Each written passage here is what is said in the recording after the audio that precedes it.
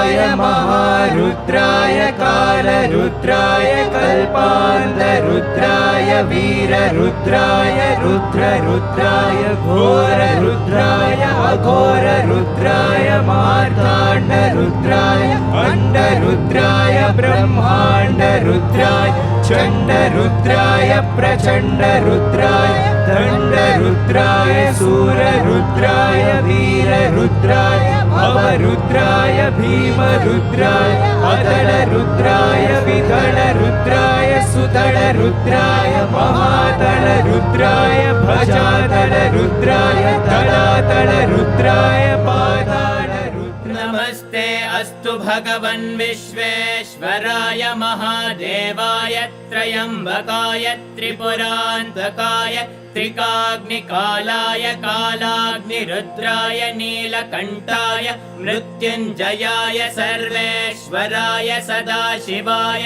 श्रीमन्महादेवाय नमः।